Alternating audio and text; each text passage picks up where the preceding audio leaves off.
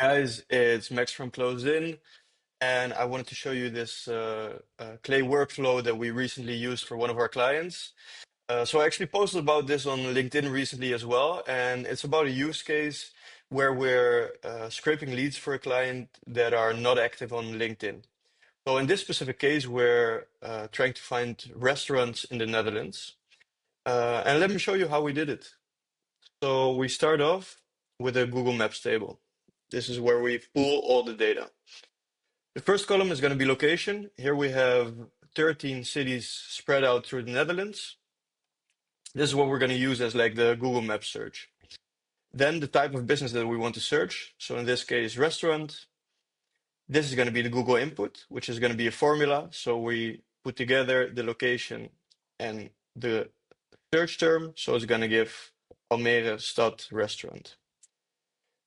Let me make this a little bit smaller. There we go. And then this is where we're going to start scraping. So for the scraping, we use Serper, which is actually the cheapest Google Maps scraper.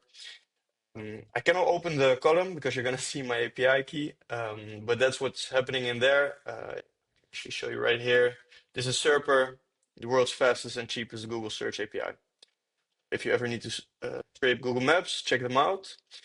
So this is going to be the search.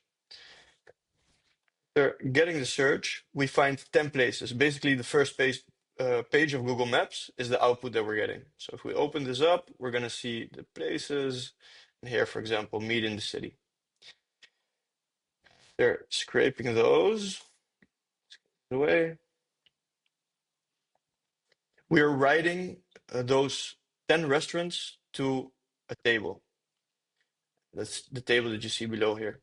We're writing to 3 tables. This is just like to not reach maximum.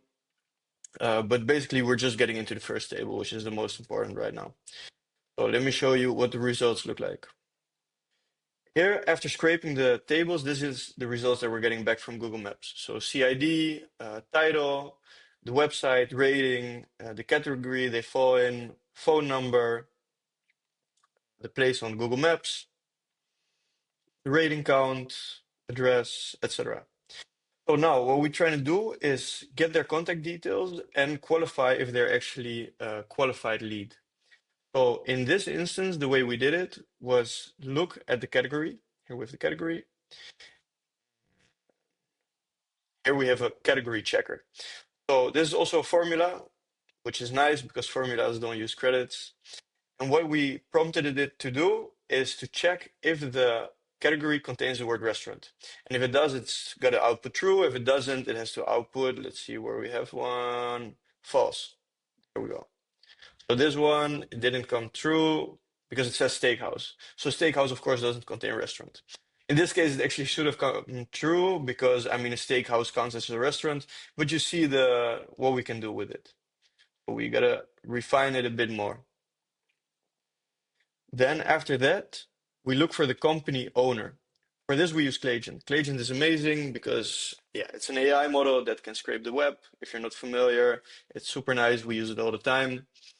And we prompted to say like, okay, go find the owner of this restaurant. And for that, it goes to the website, LinkedIn page, and sees if it can find one. And in some cases it can, in most, and in some it cannot. It's okay. Then we have the name. And with that name, we're going to try to find the validated email address. Here we're finding validated emails. And in some cases, also not valid emails. So here we have a list of valid emails we can send to. But that leaves, as you can see, a lot of them still open that we don't want to miss, of course. So what we do with those is see if we can find a general email address. So you can see this is a personal one, and here we get the info email addresses. They're generally not the best, that's why we don't look for them in first instance, but they're still, like, we don't want to waste them. Let's see. And then, of course, we also validate those. So after getting the data into our master email column, we have the general emails and the personal emails in there. And what we're doing next is adding another layer of verification to check if the first name of the owner is actually the owner. So if you remember, initially we made Clayagent search for the owner of the restaurant. We got the output. And basically what we're doing here is also asking ChatGPT, go ahead and look if you can actually find the owner and confirm if this name corresponds to the name of the owner. If it does, it has to output good to go. If it does not, we want it to output no name. So as you can see here, it found the first name there, which of course is not a first name. So the output no name, which is great. So it allows us to, in as many cases as possible, still start the email with the first name of the person. Then we like to include some personalization in our emails. The way we do that is, in this instance, using Clayagent. And here we ask it to write an icebreaker. So we tell it to look at the restaurant website and their LinkedIn and see what it can find, and just give us some stuff back to make it as personalized as possible. So I can show you an example here of what it can do. Let's get this out of the way.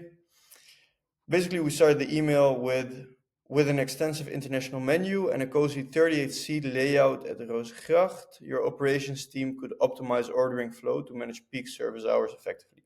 So this is still even like a little bit long and it doesn't read that nicely, but it makes it clear that this email was specifically meant for the receiver. It could not have been meant for anybody else or like a different type of restaurant. And that's how we try to keep the outreach as personalized as possible. And then the last step of the table is going to be to write the leads to Instantly campaigns. Instantly is what we use to send out all the emails, to run all our campaigns, and it allows us to send thousands of emails a day for our clients. And from there, we book meetings, get warm leads. Okay, that's it for this video. If you have any questions, feel free to reach out. If you want the template, let me know. I can send it over to you. Or if you want to see if you can integrate it into your own company, reach out to leads like this. And you need some help, also reach out to us. We're happy to take a look. Reach out either to me on LinkedIn or over here, or my co-founder Jurre Groot from Closed In. Okay, guys, that's it for this one. See you next time. Ciao, ciao.